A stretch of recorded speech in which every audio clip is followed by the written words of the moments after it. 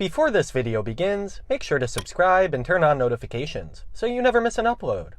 Also, be sure to check out my affiliate links down in the description below to get discounts on different car mods and products. Alrighty, let's get into the drive.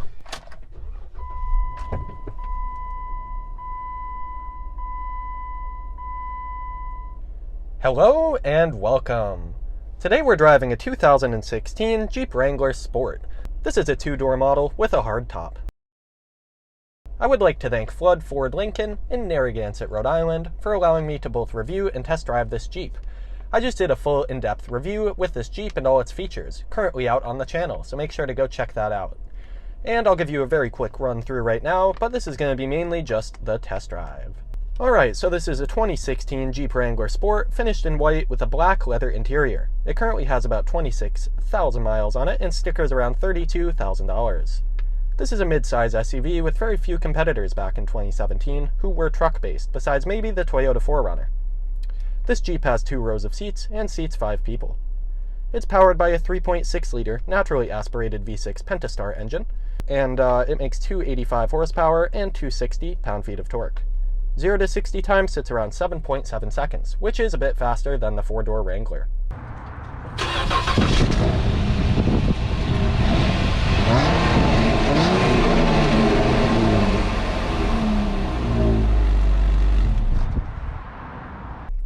This is, of course, a full 4-wheel drive Wrangler, and gets 17 city, 21 highway for MPG out of an 18.6 gallon fuel tank. This has an upgraded package, so it rides on 17-inch alloy aluminum wheels with 255 wide tires. It also has auto-locking hubs and 4 vented disc brakes, front and rear. This can tow 2,000 pounds and has a payload of 1,000 pounds. This rides on front leading link suspension with coil springs, and also coil springs in the rear. This has 8.8 inches of ground clearance, and has 2 skid plates down below, along with a brake-actuated LSD or limited slip differential. Alright, and if you want to learn all the details about this Jeep Wrangler, make sure to go check out my previous video, currently out on the channel, with all the details of this 2016 Jeep Wrangler. Alrighty, and let's get this out on the road. Alright, so this does have a 5-speed shiftable automatic transmission, so that's over there, and then yeah, it does have fully powered mirrors, which is awesome, and those are also heated, which is actually kind of impressive. I didn't know Wranglers had that too often. Then in the rear, of course, you do get your traditional spare tire, full size, on the rear. And then out the back, yeah, it looks pretty traditional for a Jeep Wrangler. So, I have not actually driven a Wrangler, at least for this channel. I don't think so ever, actually. So this will be interesting. And this is a two-door model, so this is going to be more of a nimble model than the 4-door per se. These are actually more preferred for a lot of off-roading enthusiasts. So yeah, we'll see how it performs. As for the steering wheel in here, it's a pretty common wheel of a lot of Jeep products over the years. It's leather wrapped, it has volume rocker and channel rocker on the rear. And yeah, it's very simple layout, very nice in hand. And as for the top panels in here, it has something called a freedom panel. So you can actually pull a lot of levers, and then you can unlock that and have like a full sunroof. As for visibility so far, it's pretty good. It has very thick A-pillars, has rollover protection. This has rollover bars front and rear, but it does allow pretty good visibility because it's obviously truck based, and yeah, just big old Jeep Wrangler. Alright, so it's powered by a 5-speed. It's actually not all that bad. It's a smaller Jeep here than the 4-door. So it's a bit torqueier, actually, at low to medium speeds so far. Yeah, because I've driven with the same engine and transmission, I believe, in the 2013 Jeep Grand Cherokee, Limited in there. Yeah, we'll see how it feels different from that, because that's a family car of mine, and yeah, I've gotten a lot of experience in that. Okay, so far, based off that, it seems like this shifts just a bit slower than that. It does hang gears just a little longer than the Grand Cherokee. As for steering input, it's light steering. It's not doing all that much, but it does start to shake you a little bit. You know, you'll like feel a little bit like you're a worm as you do heavy input into this. It does have fully analog gauges. I think they look good and timeless. Going here about 50 miles an hour. Wind noise is not great, but it's a Jeep Wrangler and it's actually doing a bit better than I was expecting for wind noise. I can hear myself fine, and overall it's okay. I actually find that the gas pedal in here is a little stiff, so the brake pedal is pretty soft and easy to do input in, very easy to control. Pretty deep travel distance to work with, but for the gas pedal, it's actually very stiff. So for the beginning of input, it is not all that eager to really be pushed down and give you adequate engine input. You do have to stomp it just a little bit. I don't hate that. It actually makes it very easy to drive around at low speeds right now, but yeah, it's just a little stiffer than expected. And going through the bumps, of course, it's a Jeep Wrangler, it handles them fine. You do get a little bit of a sense though that you're flying through some of them because just what this is a moderately tall Jeep Wrangler. Let's stomp it. Sounds pretty good. Alright, and let's come to a stop here and do a quick 0 to 60. It claims about 7.7 in well-controlled conditions.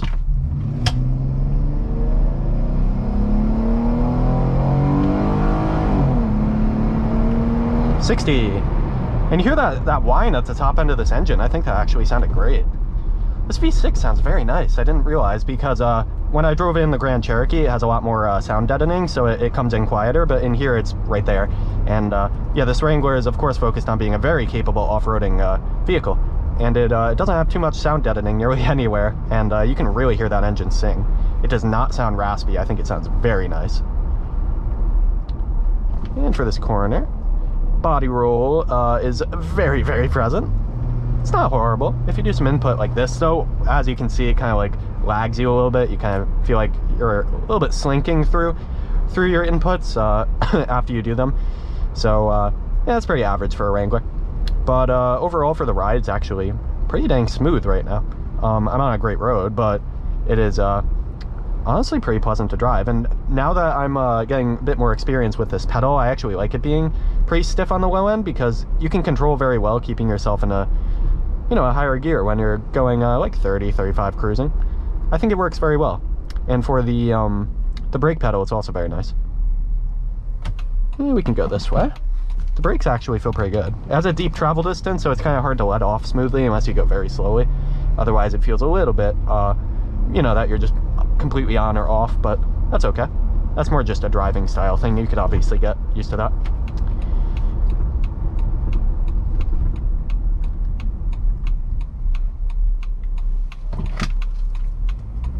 It does feel like you're definitely nosediving whenever you do some good input on these brakes, though. Once again, that's fully expected. This is a Jeep Wrangler with the base model of everything, so it's not the most like upgraded suspension. Like a Rubicon might be a little better, and then if you keep going up the ranks, it does get you know, more tight and tuned. But this would be a great vehicle for either taking stock as is, pretty good clearance at 8.8 inches, 17-inch wheels, 255 tires. I think it's pretty capable off-road as is, but if you wanted to take it even more, this would be a very nice one to mod out.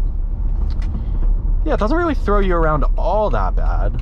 It has leather heated seats, which is actually really cool. It has 2 levels of heated front seats, which I was not expecting from a base Wrangler with a couple of options. It's very good.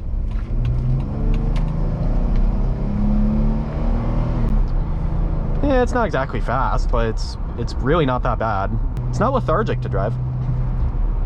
The transmission, it just takes a long time to shift. It's not even that it shifts badly. It still does pretty good power delivery. It just shifts a lot slower, I feel, than in the Grand Cherokee or some similar models.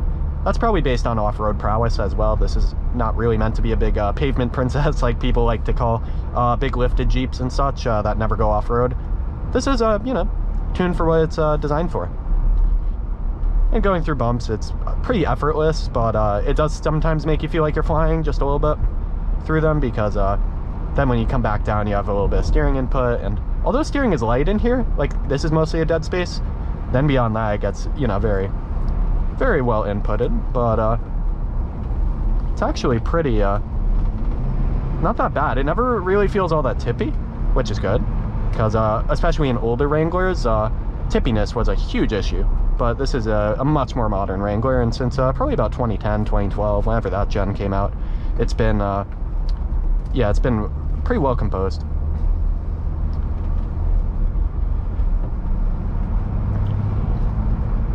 And as for the wind noise in here, it is a very windy day, but yeah, you can definitely hear some wind. That's nothing against this Wrangler. It's not designed with sound deadening in the roof or all the layers of most things. This is a hard top as well, so it does have a more solid construction on top, but it does have just the freedom panels and then some glass. So yeah, it's definitely a bit loud with wind noise, but it's manageable. I can hear myself talk perfectly fine. I could hear passengers, but it definitely gets pretty loud in here.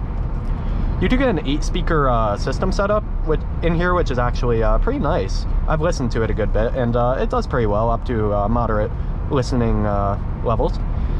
And that includes a couple tweeters up here, and then a couple main speakers on this bar in the back. And then yeah, overall it sounds pretty nice. And it's not on the doors, of course, because the doors are removable in here. So Jeep has for a long time included them in the main construction of the vehicle, so that when you take off the doors, like most people do in the summer at some points, you can, you know, just continue listening to your tunes. It's very good. I personally am a big Mopar guy, but I haven't driven a Wrangler yet, and even though this is a bit older one, this is a 6-year-old one now, not the current gen, the previous one. Going through bumps, it takes them a while. It's obviously very high up. It's not going to do anything bad to this Jeep, but they, yeah, they do shake you around a little bit, as you could probably hear in my voice shaking a little bit as I go through some manholes in the road. But yeah, overall, it's actually pretty good. Sure. Yeah, as for body roll, it's definitely there, but it's manageable. This is a 2-door, so there are both reasons for and against getting a 2-door. 4 is definitely off-roading. Usually prowess. Usually it'll be just more manageable on trails with a smaller turning radius and such, but the 4-door does feel more stable at highway speeds, because I'm currently going about 45. I think it feels stable, but then again, I wouldn't probably be going 70, 75 on a freeway with this 2-door Jeep all that happily. As for rear visibility, it has a pretty decent actually with the mirrors. They're okay. They're pretty large, and out the rear is definitely impeded though because of the wiper motor in the rear window. It does impede a bit, and then you have a brake light sticking up and a tire, so it is yeah, a little bit of a challenge at times to see out of this Wrangler all that effectively. But in more modern ones, they have blind spot monitoring and such that definitely help assist in that. As for fit and finish on the interior, it's nothing too bad actually. It has pretty utilitarian buttons, pretty you know, heavy duty stuff that could get wet if needed, not get destroyed.